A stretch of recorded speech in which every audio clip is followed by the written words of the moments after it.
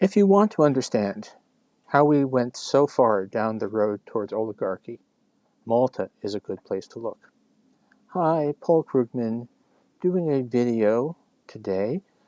Um, Yesterday, my weekly primer was another episode in the series about the rise of oligarchy and the policies that have led it to where it is.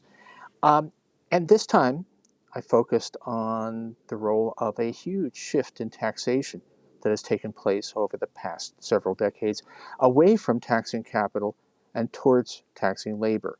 And half of that is a very large decline in the effective rate at which profits are taxed. Now, that decline has taken place partly through a reduction in headline tax rates, but to a large extent from expanding loopholes, of which one of the most important is the ability of corporations to use accounting tricks to shift their reported profits into low tax jurisdictions, which is where Malta comes in. On paper, according to the official numbers, Malta plays a remarkable role in the world economy. It's a huge investment destination. There are only a bit over 500,000 people on the island, but it has attracted more than $500 billion in foreign direct investment. At the same time, Maltese companies have invested about the same amount overseas. That's about $1 million per man, woman, and child in each direction. Of course, it's all fake. What we're actually seeing is a proliferation of shell companies that are used by companies elsewhere as ways to launder, transfer their profits so that they pop up in Malta, which has a basically zero tax rate on corporate profits. This is a combination of tax avoidance and tax evasion.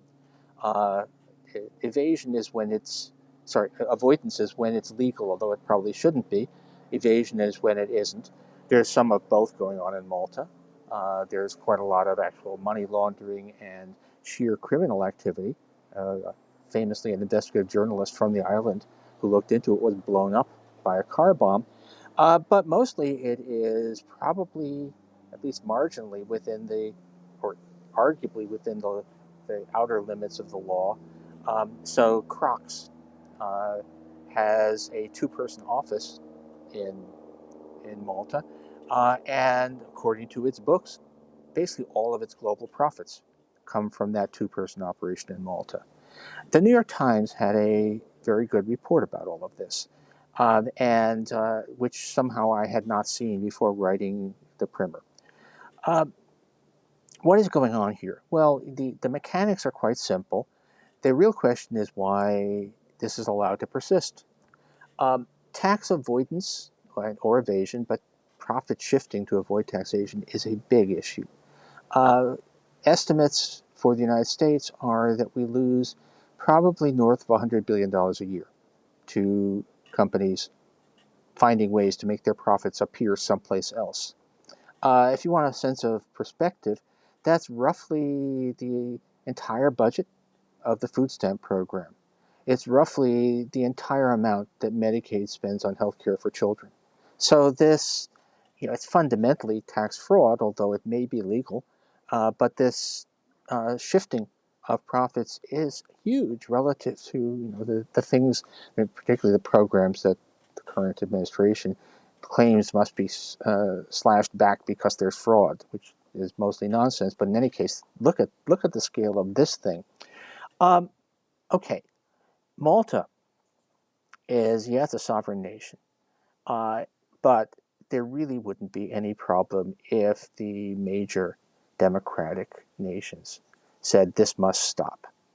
Malta is, in fact, part of the European Union, and the European Union could clearly stop it. It has not. Now, Europe is not totally hopeless.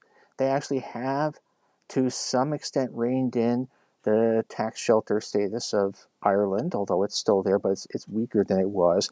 They have made moves toward a general international agreement that says that corporate tax rates must not be below 15% anywhere. It's not really in effect, but they've moved in that direction. But Europe is characteristically weak in implementation, and let's face it, there's a fair bit of corruption there as well. Um, the United States, well, the United States was part of the project to limit at least extreme tax havens, to impose that minimum 15% uh, uh, corporate tax rate, but Donald Trump has withdrawn from the agreement. It's very clear that the United States government, as currently constituted, is not interested in cracking down on tax avoidance and tax evasion. In fact, the President of the United States and his lackeys are very much clearly on the side of people engaged in tax evasion and money laundering. Because after all, who are the people who buy Trump crypto? Where does the money that flows into Trump's own pockets come from? And the answer is from the people who would be hurt if there was a crackdown on things that happen in places like Malta. Now, I don't want to say that Malta is the whole story. It's obviously just a piece, although it is pretty extraordinary. That we're talking about basically $1 million of corporate profits being laundered through this tiny, for each inhabitant of this tiny island. But it's an indication. It's also an indication of what I've been calling the downward spiral of oligarchy. If we ask why is this outrage, this fundamental tax cheating permitted to continue, the answer is very clearly it is the power of people with money who want to be able to avoid taxes. And their ability to avoid taxes leads to them having even more money, which reinforces that power. So it's going to take a really big effort to, we really need to reverse this, and we need to do it, not slowly, because this is a cumulative process. We are on a downward spiral here. Um, Malta is, it's kind of, it's slightly exotic. It's a funny story, but it's actually very much indicative of what's going wrong for the United States. And a reminder that although we are definitely the bad guys here, the Europeans aren't such great guys either. Maybe they can be shamed, and maybe if we have a regime change here in the United States, we can finally be part of the effort. Have a great day.